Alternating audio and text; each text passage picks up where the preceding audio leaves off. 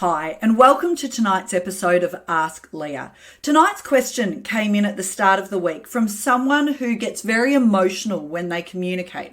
And they asked me to share some tips to help them not show emotion when they communicate.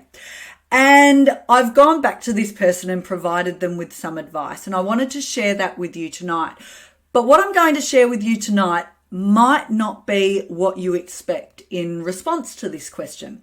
You see, I talk a lot about emotional regulation and the importance of us managing ourselves under pressure, regulating our response so that we can communicate effectively. What I am not talking about, though, is emotion suppression.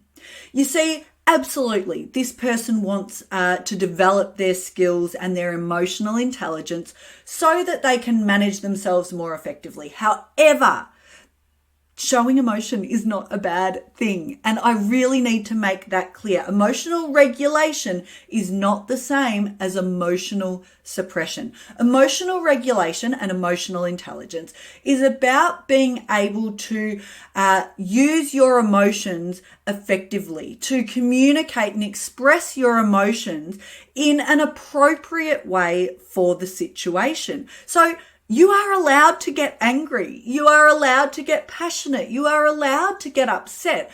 But it's about doing that in a more controlled way. There's a real danger when we think that what we're aiming for is emotion suppression, where we don't want to show any emotion at all. We just want to be like the Tin Man with no heart in there and give them nothing, just no emotion. That's not what we're after. Not only can it make your communication really fall flat, but also it is so hugely damaging for you personally, as well as for those around you.